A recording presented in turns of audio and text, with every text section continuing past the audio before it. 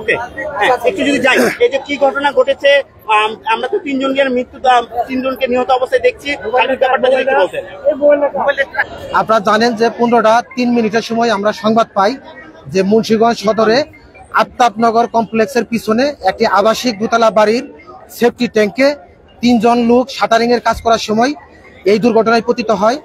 আমাদের অভিজ্ঞতা থেকে আমরা যতটুকু জানি যে কোনো বদ্ধ জায়গায় যদি তার মুখ ঢাকা থাকে, এখানে কার্বন মনো অক্সাইড গ্যাস সৃষ্টি হওয়ার সম্ভাবনা থাকে।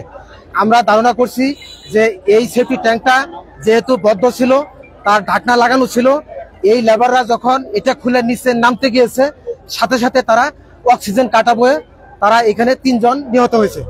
আমরা ফায়ার সার্ভিসের পক্ষ থেকে অত্যন্ত ঝুঁকি নিয়ে আমি নিজে ব্রিথিং অ্যাপারেটাস পরে আমার টিম সহ তাকে আমরা ভিতর থেকে 3টি মৃতদেহ আমরা উদ্ধার করি এবং পুলিশের কাছে হস্তান্তর করি।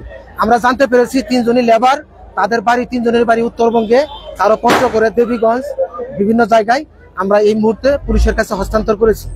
ত্রুটি কি ছিল, কি কারণে ত্রুটি কেন, মানে এই মৃত্যুর কারণটা? আপনারা জানেন যে সাধারণত সেফটি ট্যাঙ্কি যদি কেউ পরিষ্কার করতে যায় বা নতুন কোন সেফটি ট্যাঙ্কি এখানে শাটারিং খুলতে যায়, অবশ্যই 24 ঘন্টা আগে তার ঢাকনাটা খুলে দিতে হবে। যদি 24 ঘন্টা আগে ঢাকনাটা খুলে থাকে, তাহলে বাইরের বাতাস ভিতরে প্রবেশ করে যে ভিতরে কার্বন মনোক্সাইড যে গ্যাসটা সৃষ্টি হয়, এটা তার শক্তিটা কমিয়ে দেয়। যার ফলে এখানে যে ঘটনাটা ঘটছে, এই ঢাকনাটা বন্ধ ছিল, ঢাকনাটা সাথে সাথে খুলে তারা নিচে নামা মাত্রই তারা অক্সিজেন কাটা বয়ে মৃত্যুবরণ করে। এই জন্য আমি প্রত্যেককে পরামর্শ দিব যে যে কোনো সেফটি ট্যাঙ্কি পরিষ্কার করতে গেলে বা নতুন কোনো সেফটি ট্যাঙ্কির অবশ্যই ঢাকনা 24 ঘন্টা আগে খুলে তারপরে এখানে কাজ শুরু করতে হবে। সবাইকে ধন্যবাদ। আমরা এই মুহূর্তে তাদের নাম পরিচয় জানতে পারিনি। আমার নাম মোহাম্মদ শফিকুল ইসলাম, উপসহকারী পরিচালক, fire service, civil defence, Munshiganj.